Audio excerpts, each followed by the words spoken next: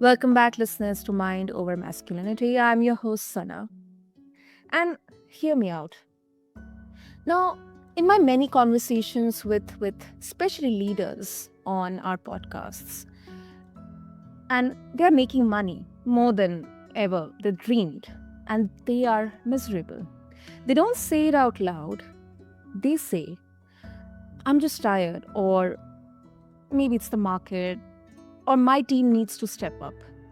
But what they really mean is, I have no idea how to do this job. I'm terrified everyone's about to find out. Their employees, they may already know. They may feel it in the 9 p.m. or sometimes late night Slack messages that could have been an email.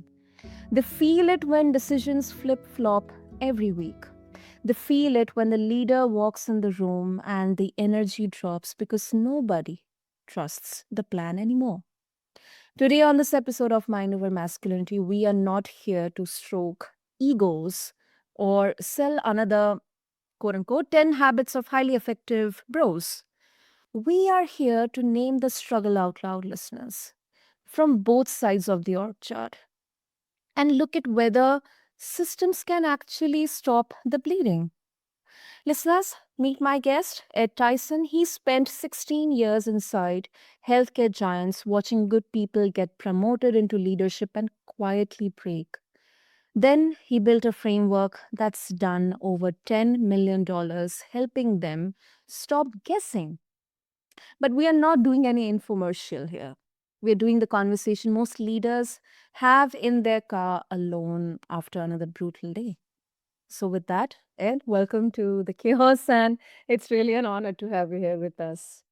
Oh, thank you so much, Suna. I really appreciate that. And wow, what a introduction. Really drove home what I think leaders are facing today, where we have CEOs looking down across their organization and they just don't feel like they've got the leaders they need to implement the strategy. Meanwhile, employees are nodding their heads in agreement, dissatisfied, leaving the leaders in the middle feeling not only underprepared, but also completely frustrated with their ability to get anything done or to earn the kind of recognition for their tireless efforts that they deserve. Absolutely. Okay, Ed, let's begin with this. And this personally I've also experienced. From the employee side, the number one complaint I hear right now is, I don't know. I mean, my boss doesn't know what they're doing, but they are too proud to admit it. And because you have sat in those seats, Ed, I'm really, really curious to know what actually happens inside a leader when they realize they are in over their head, but the paycheck keeps them from walking away. What I find normally happens, and for any number of reasons, and you listed exactly one, but I'll list another.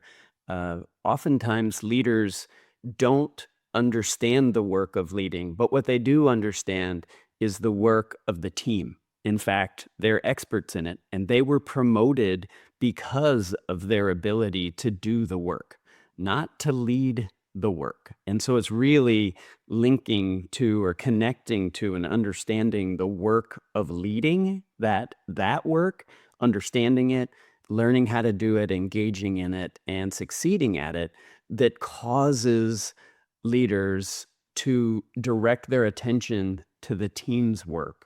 And then they are kind of nudging out the players to their right and their left that need to be their A players, that need to be their high performers, and providing them very little space to perform. And so there's a lot of dysfunction that ensues as a result of not understanding what leadership is, therefore, what the work is, and then engaging fully in it. And I think one of the reason, and why am I saying this, because this one particular thing that really kind of uh, you know uh, it connected with me is, the promotion part. Let's say an individual contributor gets promoted to a leadership position or a managerial position. Um, I think there's a lot of gap in terms of the training, in terms of the hands-on experience. But are there any specific reasons, Ed, that you have observed, and you do think that there is a way out, there is a solution here to bridge those gaps? Well, I think when you flip everything I just said, right, they leaders don't understand what leadership is. Often they don't embrace the purpose of leading. They therefore don't understand or engage in the work of leading or the process. If you flip all that and say what works, what does help people and teams, it's when leaders recognize this slippery, it's a very difficult thing, particularly for entrepreneurs, is when we embrace an objective we cannot achieve alone. That is when we begin to see and feel the frustration and the anxiety of leadership as we realize we truly want to achieve an objective, whether it's been handed to us or in an entrepreneurial sense, we have developed this vision and objective by ourselves, and this objective is what drives us, is what creates the need for our leadership, because we realize we can't do this activity by ourselves. We need to cultivate a community of effort to get it done. And so when leaders truly, it's right at the seed of the problem, is when we understand that leadership is about the cultivation of that community of effort. It's not about the objective, it's about achieving the capacity to achieve the objective. So the team's work becomes working every day toward the objective, and the leader's work becomes structuring, operating, and perfecting that community of effort, that capacity to do the work. And that's the leader's work, is to engage in this process of social organization.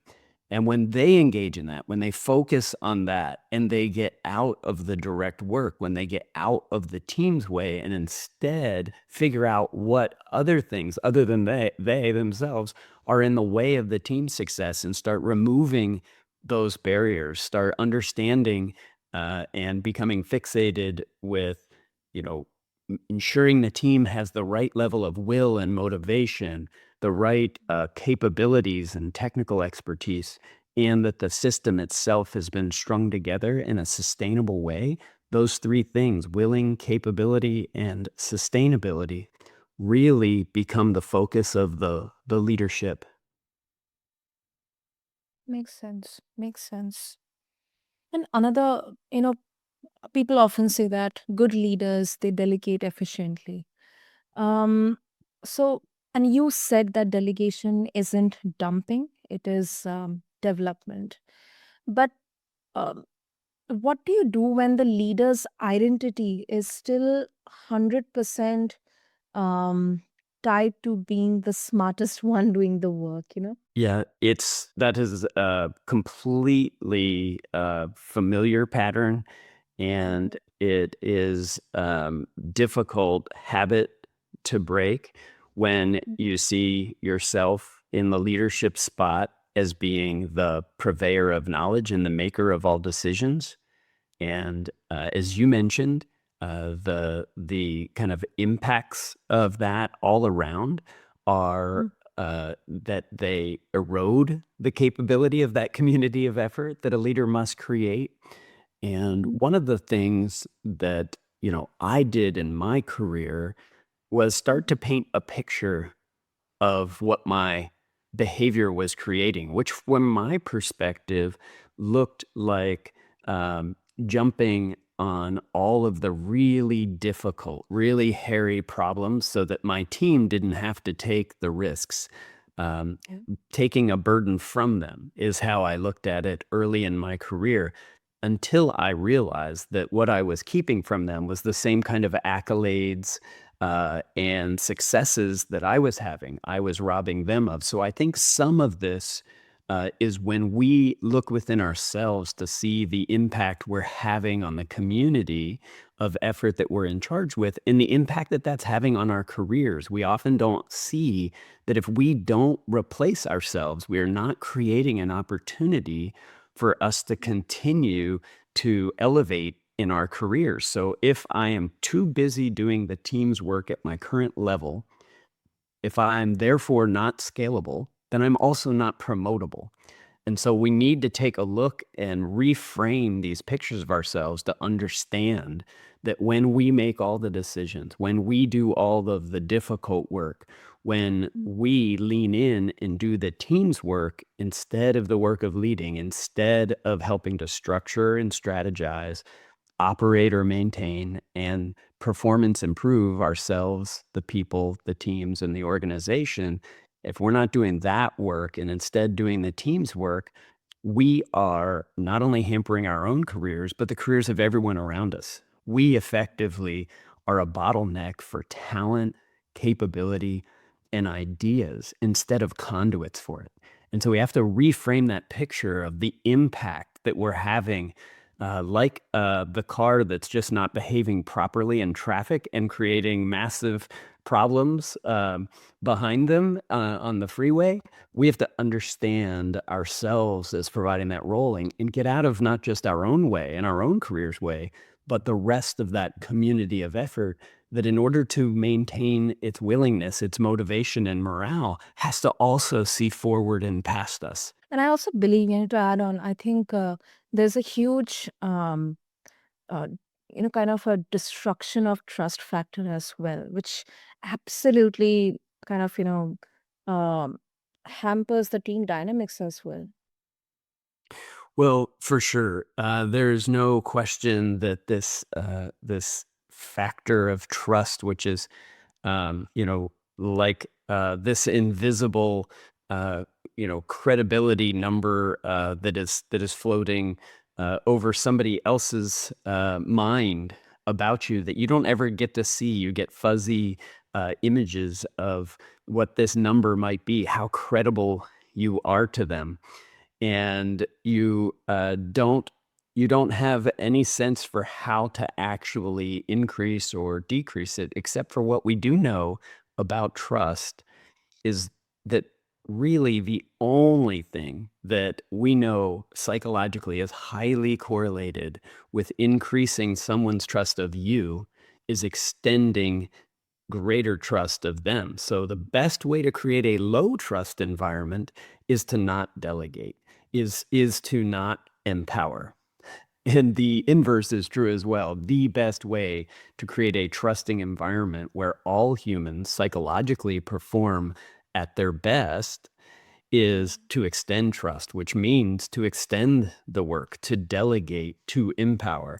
So we are absolutely creating our own trust problems when we overly scrutinize how much we trust others to get it right.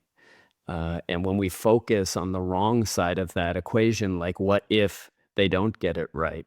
Now, that doesn't mean that we can't assess capabilities, understand, kind of what is that natural continuum for a particular direct report, for instance, if I'm giving them work, do have I assessed and have we jointly assessed their ability to do the work alone versus do the work by shadowing somebody else? Do they need to see somebody model the behaviors and capabilities first? Do they need to establish confidence and competence? Of course, we have to do all those things, but we need to be gradually easing out and extending more and more trust and faith in both the training and their performance, or we will implode that trust factor.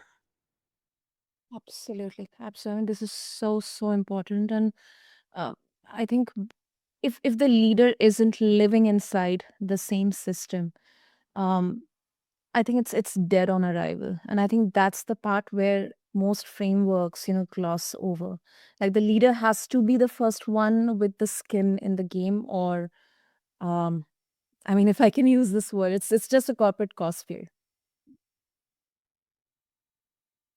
For sure, for sure. And my focus in particular has been on not just those three items that I talked about before, which I call the SOPs of leading. That's the fact that leaders must structure the community of effort they need, they must operate it as they've structured, but they must also be continually perfecting it. So, of course, that stands for SOP, which of course is included in my leadership SOPs moniker.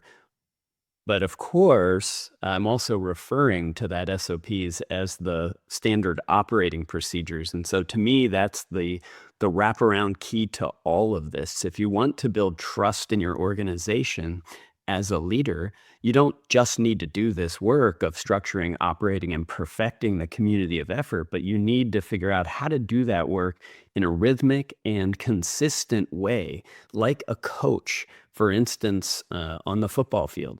What do? They develop plays with the players according to their strengths, and then they drill them over and over and over again. Why? Because it not only builds competence in the play, but confidence in the play and each other as we learn and understand each other's roles. And we can now start to depend on the fact that the right players will be in the right place at the right time. And that's what leaders need to do, is establish their best practices, their SOPs, not just for their own sake, but for the sake of the people around them. The opposite of that is, of course, the chaotic behavior we see other leaders displaying, where sometimes they lean into the right work and sometimes they do the wrong work. And they never quite do it the same way. So those around them are constantly trying to adapt to their emotional whims or their behavioral habits that are hard to interpret and decode. Makes sense. Makes sense. That's a really good example, Ed. Great. In the interest of time, uh, Ed, if listeners they would like to connect with you, share their thoughts and opinions about this conversation. They would also like to connect with you to know more about the leadership SOPs that you have given us a glimpse of. How they can do that, how they can connect with you. Well, I'd say there's a number of different ways. One is catch me on LinkedIn is a great way to find me. Just look up Ed Tyson or Leadership SOPs. Also, I'm excited to say we are dragging a startup into the light called Leader Allegion, and we've developed the Leadership SOPs app, which is a great place for leaders, coaches, and experts and organizations to help define their leadership SOPs, to trigger and track them. And we've just opened in early access, which means it's free and easy to take a look around. And you can find us either on the web or in any of the primary mobile app stores, Apple or Android, just by searching Leadership SOPs. Or if you want to go on the web, you can go Leadership SOPs with an S app and find us there. Wonderful. Listeners, what I'm going to do for all of you is have all the details and links in the show notes. So feel free to connect with Ed, share your thoughts. And also, if I can wrap this up, if you are a leader and today felt like a mirror, that's good. And that ache, trust me, it isn't weakness, it's data. If you are on a team and you heard your reality named out loud, you're not crazy. And it's not all on 19U either. The path out isn't another motivational hit. It is deciding that leadership stops being a solo improv act and starts being a craft you are willing to practice in public. So, Ed, before we conclude, thank you so much for not letting us hide behind the shiny version today. Thank you, Suna. Wonderful. Appreciate the time. Absolutely. And listeners, until next time, lead like someone's watching who's tired of pretending because they are. This is Mind Over Masculinity. I'm your host, Sarah, signing off. Thank you.